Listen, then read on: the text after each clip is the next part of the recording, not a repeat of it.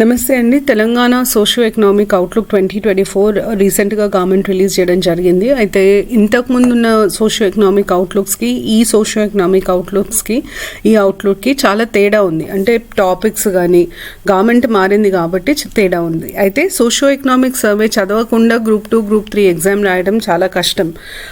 Group 1కి కూడా ఇందులోంచి మీరు చాలా ఎగ్జాంపుల్స్ తీసుకోవచ్చు. సో ఈ సెషన్లో నేను మీ సోషియో ఎకనామిక్ సర్వే ఎలా చదవాలి, ఎందుకు ఇది ఇంపార్టెంట్, మీ సిలబస్లో ఎక్కడెక్కడ దీని రిలవెన్స్ ఉంది అన్నది డిస్కస్ చేస్తాను. టు బిగిన్ విత్, చాలామంది సోషియో ఎకనామిక్ సర్వే హైలైట్స్ చదివితే సరిపోతుంది కదా అని అడుగుతారు. యాక్చువల్లీ హైలైట్స్ అంటూ చదవడం చాలా కష్టం. ఎందుకంటే ఈ బుక్లో నాకు అర్థమైనంత వరకు ప్రతి పాయింట్ ప్రతి టాపిక్ ఇంపార్టెంట్. 306 పేజెస్, ఇక్కడ మీరు గమనిస్తే పేజెస్ కనిపిస్తున్నాయి. 306 పేజెస్ ఉంది. కానీ 306 పేజెస్లో ఖాళీ పేజీలు ఉంటాయి. వర్డ్స్ కూడా చాలా పెద్ద పెద్దగా ప్రింట్ చేస్తారు. మీకు పేరుకే అది హెవీ, చదవడానికి అంత ప్రాబ్లం ఉండదు. అండ్ అన్నిటికంటే మీరు గుర్తుపెట్టుకోవాల్సింది ఏంటంటే ఇంపార్టెంట్ పాయింట్, గ్రూప్ 2 గ్రూప్ 3కి ప్రిపేర్ అయ్యే స్టూడెంట్స్ గుర్తుపెట్టుకోవాలి.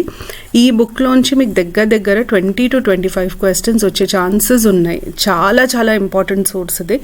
మీకు ఎక్కడెక్కడ రెలవెంట్ అంటే పేపర్ 1లో మీకు పాలసీస్ ఆఫ్ తెలంగాణ స్టేట్ అని ఉంది, అక్కడ క్వశ్చన్స్ అడిగే ఛాన్సెస్ ఉన్నాయి. తర్వాత పేపర్ 2లో మీకు సొసైటీ సిలబస్లో స్కీమ్స్ గురించి మెన్షన్ చేస్తున్నారు, అక్కడ అడిగే ఛాన్సెస్ ఉన్నాయి. పేపర్ 3లో తెలంగాణ ఎకానమీలో అడగచ్చు, డెవలప్మెంట్ అండ్ చేంజ్లో కూడా అడగచ్చు. ఎందుకంటే డెవలప్మెంట్ అండ్ చేంజ్లో issues related to different sections ఇట్లాంటివి ఉన్నాయి, పావర్టీ, అన్ఎంప్లాయ్మెంట్ ఇట్లాంటి టాపిక్స్ ఉన్నాయి, కాబట్టి అక్కడ కూడా అడిగే ఛాన్సెస్ ఉంటాయి. సోషియో ఎకనామిక్ సర్వే ప్రిపేర్ అవ్వడం చాలా ఇంపార్టెంట్. మీకు దగ్గర 3 months ఉంది. అందరూ డేస్లో కౌంట్ చేస్తున్నారు. So let's count in days. 3 to 4 months ఉంది. 120 days ఉంది. 120 daysలో సోషియో ఎకనామిక్ సర్వే చదవడం పెద్ద ఇబ్బంది ఏం కాదు. మిగతా ప్రిపరేషన్తో పాటు అది చదవచ్చు. ఇంకొక పాయింట్ ఏంటంటే, మీరు గ్రూప్ 2 గ్రూప్ 3లో కట్ త్రోట్ కాంపిటీషన్ ఉంటుంది. ప్రతి మార్క్ మ్యాటర్ అవుతుంది. ఒక్క మార్కుతో ఎగ్జామ్ పోగొట్టుకున్న వాళ్ళు చాలామంది ఉంటారు. సో మీరు ఎక్కడెక్కడి నుండి మీకు సోర్స్ అవుతుంది, మీకు ఎగ్జామ్లో అడగచ్చు అనుకుంటారో అవి మాత్రం కంపల్సరీగా చదవాలి. ఈ సెషన్లో నేను ఒక కంప్లీట్ ఓవర్వ్యూ, ఎట్లా చదవాలి సోషియో ఎకనామిక్ సర్వే అన్న దాని మీద ఓవర్వ్యూ ఇస్తాను. ఇప్పుడు మీరు సోషియో ఎకనామిక్ సర్వే మొదలు పెడితే ఫస్ట్ మనకు తెలియాల్సింది ఎవరిస్తారు. సోషియో ఎకనామిక్ సర్వే ఎప్పుడైనా ప్లానింగ్ డిపార్ట్మెంట్ పబ్లిష్ చేస్తుంది. దాని తర్వాత నెక్స్ట్ మనకి ఇది ప్రీ ఫేజ్, అంటే ఈ సోషియో ఎకనామిక్ సర్వే వల్ల వచ్చే బెనిఫిట్ ఏంటి, మేము దీంట్లో దేని గురించి రాసాము అన్నది ఇస్తారనమాట. దీంట్లో లేటెస్ట్ అప్డేట్, లాస్ట్ 1 yearలో జరిగిన లేటెస్ట్ అప్డేట్స్ ఉంటాయి, అది ఇది అని మెన్షన్ చేస్తుంది. ఎవరు చేస్తారు అన్న దానికి planning department, directorate of economics and statistics, Telangana development planning society, ఇంకా కాకతీయ గవర్నెన్స్ ఫెలోస్, వీళ్ళందరూ కలిసి చేశారు. సో ఈ పేజ్ మనకు అంత రెలవెంట్ కాదు. మనకి రెలవెంట్ అన్నది టేబుల్ ఆఫ్ కంటెంట్స్. ఇది చాలా చాలా ఇంపార్టెంట్. దీంట్లో మీరు గమనిస్తే first chapter first part overview ఎప్పుడైనా నేను లాస్ట్కి ప్రిఫర్ చేస్తాను. ఎందుకంటే ఈ ఓవర్వ్యూలో ఉన్న పాయింట్స్ అన్నీ డీటెయిల్డ్గా మిగతా చాప్టర్స్లో ఎక్స్ప్లెయిన్ చేస్తారు. సో ఓవర్వ్యూ అన్నది మనం రివిజన్కి లాస్ట్ పెట్టుకోవచ్చు. దాని తర్వాత ఈసారి ఏం చేశారంటే, లాస్ట్ టైం వరకు మీరు 15-16 చాప్టర్స్ ఉండే, ఒక్కొక్క చాప్టర్ లాగా డివైడ్ చేశారు. ఇప్పుడు ఏం చేశారు, సోషియో ఎకనామిక్ సర్వేని సెక్షన్స్ కింద డివైడ్ చేసి మళ్ళీ ప్రతి సెక్షన్లో చాప్టర్స్ పెట్టడం జరిగింది. సో ఫస్ట్ సెక్షన్ ఎకానమీకి సంబంధించి, దీంట్లో మీకు ఎకానమీకి సంబంధించిన complete data, last 1 year data కంప్లీట్గా ఉంటుంది. దాని తర్వాత sector 2 agriculture and allied sectors, మీకు ఇదే టాపిక్ తెలంగాణ ఎకానమీలో ఒక చాప్టర్లో ఉంది. సో అగ్రికల్చర్ అండ్ అలైడ్ సెక్టర్స్కి సంబంధించిన ఇన్ఫర్మేషన్ దీంట్లో ఉంది. Social infrastructure and development section 3, welfare, education and skill development, health and wellbeing, women and children, Panchayat Raj and rural development, urban development. తర్వాత section 4 economic infrastructure, section 5 industries and services, section 6 governance. ఈ మొత్తము chapters మనం కంపల్సరీగా చదవాలి. అనెక్స్చర్స్ కూడా important, ఎందుకంటే యూజువల్గా అనెక్స్చర్స్లో tables ఇస్తారు. నేను అది మీకు చూపిస్తాను. టేబుల్స్ ఇస్తారు. ఆ టేబుల్స్లో డేటా మీద క్వశ్చన్స్ ఎట్లా వస్తాయి అన్న అవగాహన మనకు ఉండడం చాలా చాలా ఇంపార్టెంట్. ఇప్పుడు ఓవర్వ్యూ చాప్టర్ అయితే నేను ఒక గ్లిమ్స్ వేద్దాము, కానీ దానికంటే ముందు ఈ ఓవర్వ్యూ చాప్టర్లో ఫస్ట్ పేజ్లో మీకు తెలంగాణ మ్యాప్ ఇచ్చారు. తెలంగాణ జాగ్రఫీలో మీరు గుర్తుపెట్టుకోవాలి, నన్ను అడుగుతైతే ఒక physical political map, Telangana physical map, political map pointing చేసేవాళ్ళం మనం స్కూల్లో, మీకు గుర్తుంటే ఆ మ్యాప్ పాయింటింగ్ మళ్ళీ చేయమని చెప్తాను నేను. తెలంగాణ పొలిటికల్ మ్యాప్ తీసుకొని ఫస్ట్ డిస్ట్రిక్ట్స్ని చూడకుండా ఐడెంటిఫై చేయడం నేర్చుకోండి. ఎట్లాంటి క్వశ్చన్ అని అడగచ్చు. ఇప్పుడు నార్థన్ మోస్ట్ డిస్ట్రిక్ట్ ఏది, southern most district, eastern most, western most district, A district maximum number of districts border అయి ఉంది, సిద్దిపేటకి మ్యాక్సిమం నెంబర్ ఆఫ్ డిస్ట్రిక్ట్స్ ఉంటాయి. అట్లాగే ఏ డిస్ట్రిక్ట్ పక్కన ఏ డిస్ట్రిక్ట్, అంటే ఇప్పుడు కామారెడ్డికి ఏ డిస్ట్రిక్ట్స్ బార్డరింగ్ అవుతాయి, ఇట్లాంటి డీటెయిల్స్ అడిగే ఛాన్సెస్ ఉంటాయి. ఎందుకంటే ఈ అవగాహన స్టేట్ పబ్లిక్ సర్వీస్ కమిషన్, అంటే స్టేట్ పబ్లిక్ సర్వీసెస్లో పనిచేసే వాళ్ళకి మినిమం ఉండాలి. సో దాని మీద అడిగే స్కోప్ ఎక్కువ ఉంటుంది. జాగ్రఫీ, తెలంగాణ జాగ్రఫీకి నేను ఇచ్చే ఈ టిప్ చాలా ఇంపార్టెంట్. ప్లీజ్ ఒక 5 minutes, మీరు ఒక 4-5 days 5 minutes ఈ మ్యాప్ పాయింటింగ్ ప్రాక్టీస్ చేస్తే ఆటోమేటిక్గా మీకు గుర్తుండిపోతాయి. ఇన్ఫ్యాక్ట్ 2010లో పెట్టిన గ్రూప్ 1 ఎగ్జామ్లో, మీరు పేపర్ కూడా చూస్తున్నారో లేదో నాకు తెలియదు కానీ, అప్పుడు పెట్టిన గ్రూప్ 1 ఎగ్జామ్లో ఏం చేసిందంటే ఒక డిస్ట్రిక్ట్ ఇట్లా షేప్ ఇచ్చేసి ఇది ఏ డిస్ట్రిక్ట్ ఆంధ్రప్రదేశ్లో, అప్పుడు యునైటెడ్ ఏపీ ఉండే, ఏ డిస్ట్రిక్ట్ ఆంధ్రప్రదేశ్లో అని కూడా అడిగారు. ఇప్పుడు మరి అది అడుగుతారా లేదా నాకు తెలియదు కానీ అట్లా అడిగే స్కోప్ ఉంటుంది. కాబట్టి మీకు తెలంగాణ పొలిటికల్ జాగ్రఫీ చాలా క్లియర్గా, డిస్ట్రిక్ట్ డివిజన్ చాలా క్లియర్గా తెలియాలి. Okay, now moving on. ఇది మీకు ఫస్ట్ ఇంట్రొడక్షన్ ఓవర్వ్యూ చాప్టర్. నేను ఇంతకుముందు చెప్పినట్టు మీకు మొత్తము అన్నిటి సినాప్సిస్ ఉంటుంది దీంట్లో. సో ఇది ఫస్ట్ చదివే కంటే చాప్టర్స్కి వెళ్ళడం చాలా చాలా ఇంపార్టెంట్. నా ప్రకారంగా చాప్టర్స్కి వెళ్ళడం చాలా చాలా ఇంపార్టెంట్. మీరు గమనిస్తే మీకు ఎక్కువ కంటెంట్ ఉండదు ప్రతి పేజ్లో. సో బేసిక్గా మీరు చాలా సేపు ఒక పేజ్ చదవడానికి నాకు చాలా టైం పడుతుంది, అట్లేమీ ఉండదు. ఓకే, దాని తర్వాత డయాగ్రామ్స్ చాలా ఇంపార్టెంట్. ఇప్పుడు మీరు చూస్తే sectoral composition of GSVA at current prices for Telangana for 2023-24. డైరెక్ట్గా questions. According to the socio economic survey of Telangana 2024, what is the contribution of agriculture and allied sectors at current prices for 2023-24 అని అడిగితే 65.7%. ఇట్లాంటి మీకు కంపల్సరీగా తెలియాలి. ప్రతి చాప్టర్లో మీకు హైలైట్స్ ఉంటాయి. హైలైట్స్ తర్వాత చాప్టర్ స్టార్ట్ అవుతుంది. మళ్ళీ ఫస్ట్ చాప్టర్ చదవండి, తర్వాత హైలైట్స్ చదవండి. ఎందుకంటే హైలైట్స్లో ఇచ్చిన ప్రతి అంశము మీకు చాప్టర్లో చాలా డీటెయిల్డ్గా ఇవ్వబడుతుంది. సో ఫస్ట్ చాప్టర్ చదివిన తర్వాత మీరు హైలైట్స్ చదివితే మీకు ఈజీగా అవుతుంది, మీకు అప్పుడు అది రికలెక్షన్కి యూజ్ అవుతుంది. కానీ ఫస్ట్ హైలైట్స్ చదివి చాప్టర్ చదవద్దు. నేను మీకు ప్రతి పాయింట్ సోషియో ఎకనామిక్ సర్వేలో ఇంపార్టెంట్ అని చెప్పడానికి కారణాలు ఇప్పుడు ఎక్స్ప్లెయిన్ చేస్తాను. మీరు చూడండి ఎందుకు సోషియో ఎకనామిక్ సర్వే డైరెక్ట్గా చదవాలి అన్నది. ఈ టాపిక్ పబ్లిక్ ఫైనాన్స్కి సంబంధించింది, ఓట్ ఆన్ బడ్జెట్ గురించి ఉంది. ఒక్క నిమిషం.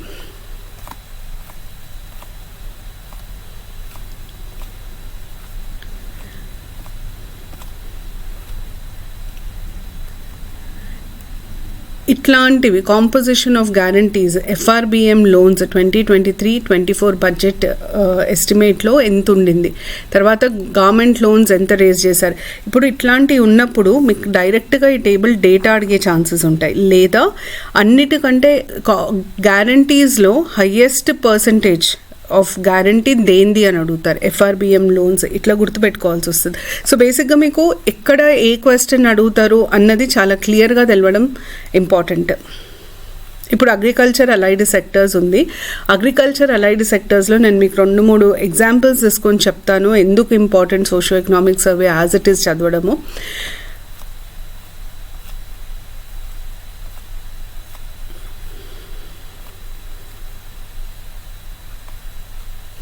మీకు ఇక్కడ district wise average land holding ఉంది.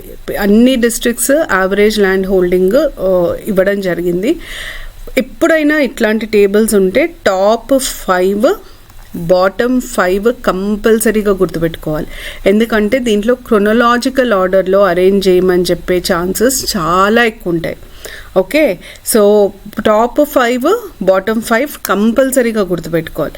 దాని తర్వాత రెయిన్ఫాల్ ఉంది. Telangana received 994.8 millimeters of rainfall in 2023-24, which is 8% in excess of normal rainfall. So consider the following statements and identify the correct statement. According to the socio-economic survey 2024,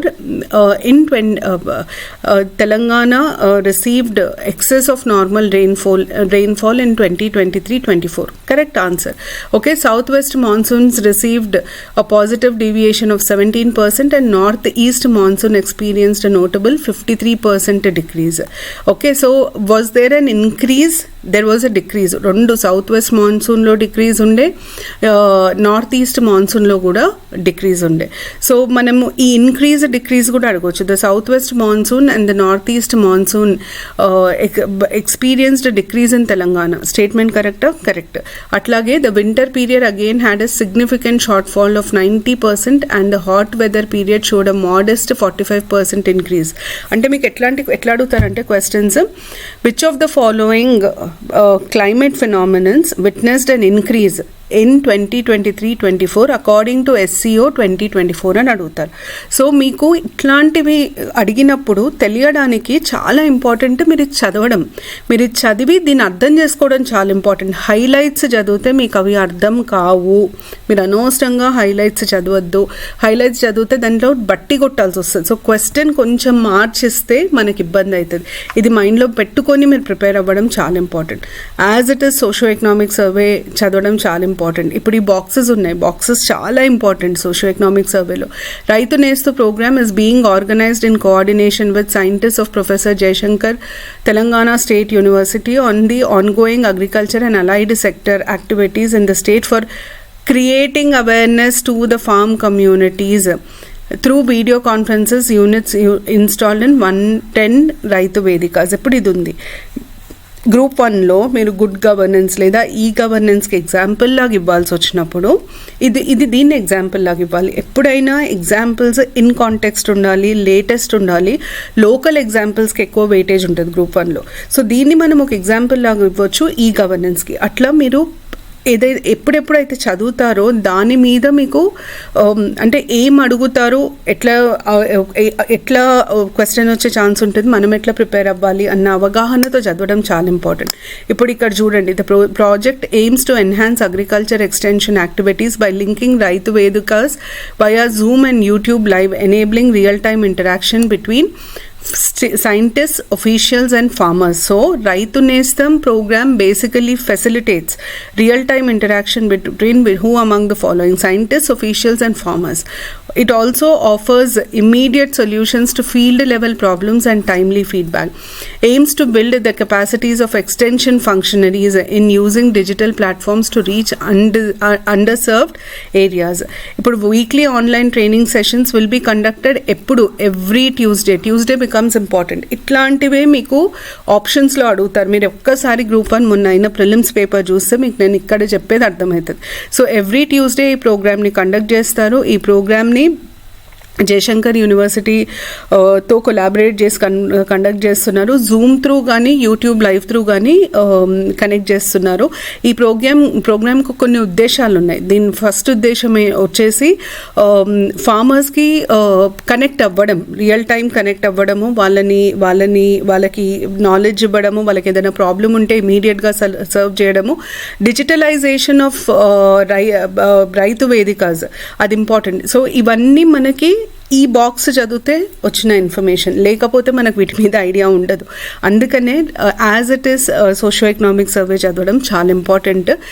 దీన్ని మీరు ఎంత బాగా చదివితే, నన్ను అడుగుతా అయితే మీరు రోజు కనీసం ఒక 10 to 15 pages లేదా ఒక చాప్టర్ రివైజ్ చేసుకుని దాంట్లో మీకు కీ అనుకున్న పాయింట్స్ నోట్ చేసుకుంటే చాలా మంచిది.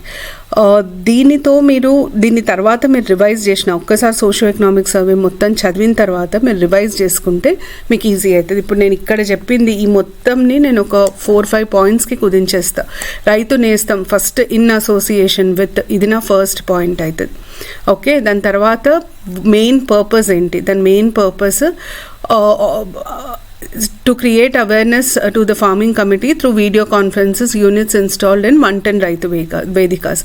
వీడియో కాన్ఫరెన్స్ యూనిట్స్లో వాళ్ళని ఎట్లా కనెక్ట్ చేస్తారు, యూట్యూబ్లో, జూమ్లో కనెక్ట్ చేస్తారు.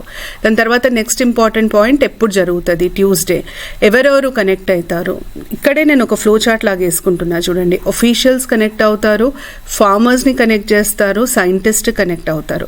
దీనివల్ల వచ్చే మెయిన్ పర్పస్ అంటే మనకి లాంగ్ టర్మ్లో దీనివల్ల వచ్చే బెనిఫిట్, ఈ పాయింట్స్ని నేను బెనిఫిట్స్ లాగా 1, 2, 3, 4 అని రాసుకుంటే నాకు ఆల్మోస్ట్ నాకు కావాల్సిన ఇన్ఫర్మేషన్ వాళ్ళు పాసిబుల్గా అడిగే స్కోప్ ఉన్న పాయింట్స్ అన్నీ నాకు వచ్చేస్తాయి. సో ఇది గుర్తుపెట్టుకోండి ప్లీజ్. సోషియో ఎకనామిక్ సర్వే మీరు సొంతంగా చదవడానికి ప్రయత్నించండి. ఒక ఆలోచన దీని మీద ఒక చిన్న కోర్స్ చేయాలని ఉంది, కానీ ఇంకా I have not made up my mind. అంటే టైం పాజిటివ్ ఆలోచిస్తున్నా. ఒకవేళ చేయగలిగితే మాత్రం డెఫినెట్గా చేస్తాను. ఎందుకంటే నేను చేస్తే ఇవన్నీ చెప్పేటప్పుడే మీకు క్వశ్చన్ ఎట్లా అడుగుతారు, మీరు ఎట్లా ఆన్సర్ రాయాలి అన్నది చెప్తాను. అంటే క్వశ్చన్స్ ఎట్లా వస్తాయి అన్నది చెప్తే మీకు ఇంకా అవగాహన వస్తుంది. మీరు సొంతంగా చదివి అర్థం చేసుకునే కంటే ఒక మనిషి మీకు ఇట్లా చదవాలి, దీని మీద ఇట్లా క్వశ్చన్ వస్తుంది, మీరు ఇట్లా ఆన్సర్ చేయాల్సి వస్తుంది, ఈ పాయింట్స్ ఇంపార్టెంట్ అని చెప్పినప్పుడు మీరు నోట్ చేసుకుంటే అది మీకు ఎక్కువ గుర్తుంటుంది. సో ఇవాళ అదే సోషియో ఎకనామిక్ సర్వే చూసిన తర్వాత అనిపించింది దీని మీద ఒక చిన్న కోర్స్ లాగా చేస్తే బాగుంటుందేమో, స్టూడెంట్స్కి హెల్ప్ అవుతుందేమో అని. కానీ ఇంకా I have not made up my mind. Possibly రేపటి వరకు డిసైడ్ చేస్తాను. కానీ ఇది సోషియో ఎకనామిక్ సర్వేకి ఉండే రెలవెన్స్. గుర్తుపెట్టుకోండి 20 క్వశ్చన్స్ మినిమం ఎక్స్పెక్ట్ చేయొచ్చు సోషియో ఎకనామిక్ సర్వేలో. 600లో 20 క్వశ్చన్స్ అన్నది చిన్న విషయం కాదు, చాలా చాలా ఇంపార్టెంట్. దీంట్లో ఇంకా చాలా ఉంటాయి. ఐ మీన్ మీకు స్టాటిస్టిక్స్ ఉంటాయి, డేటా ఉంటుంది, ఇవన్నీ. ఇప్పుడు interest paid to revenue receipts రేషియోస్లో తెలంగాణ ప్లేస్ ఏంటి, ఇండియా యావరేజ్ కంటే ఎక్కువ ఉందా తక్కువ ఉందా, టాప్ 3 స్టేట్స్ ఏంటి, బాటమ్ 3 స్టేట్స్ ఏంటి, ఇట్లా ప్రతి టేబుల్కి మీరు క్వశ్చన్స్ ఉండాలి. మీకు ఆ క్వశ్చన్స్కి మీరు పాయింట్స్ రాసుకొని ఉండి అవి రివైజ్ చేయాల్సి వస్తుంది. ఎందుకంటే ఎక్కువ మటుకు సోషియో ఎకనామిక్ సర్వే నుండే తీసుకుంటారు క్వశ్చన్స్. కాబట్టి మనం దీన్ని ఎంత డీటెయిల్డ్గా చదివితే మనకు అంత బెనిఫిట్ ఉంటుంది. సోషియో ఎకనామిక్ సర్వే మీరు గూగుల్లో సోషియో ఎకనామిక్ సర్వే తెలంగాణ 2024 అంటే ప్లానింగ్ డిపార్ట్మెంట్ వెబ్సైట్ ఓపెన్ అవుతుంది. అక్కడ నుండి మీరు డౌన్లోడ్ చేసుకోవచ్చు, లేదా దీన్ని నేను యాప్లో అప్లోడ్ చేయిస్తాను ఫ్రీ మెటీరియల్లో, అందులోంచి కూడా మీరు డౌన్లోడ్ చేసుకోవచ్చు. డౌన్లోడ్ చేసి సోషియో ఎకనామిక్ సర్వే చదవండి. ఇది చదవడం చాలా ఇంపార్టెంట్. సో ఇదండి సోషియో ఎకనామిక్ సర్వే మీద బేసిక్గా మీకు ఎలా ఉంటుంది, ఎలా చదవాలి అని చెప్పడానికి తీసుకుంది. నేను ఒకవేళ దీని మీద కోర్స్ చేస్తే మాత్రం ఖచ్చితంగా ఇన్ఫార్మ్ చేస్తాను. రేపటి వరకు డిసైడ్ చేసుకుని చేస్తే మీరు ఇన్ఫర్మేషన్ మీకు ఇస్తారు, మీరు అది చూడొచ్చు. అదర్వైజ్ ఆల్సో మీరు మాత్రం ఖచ్చితంగా సోషియో ఎకనామిక్ సర్వే ఒక్కసారి చదవండి. Thank you.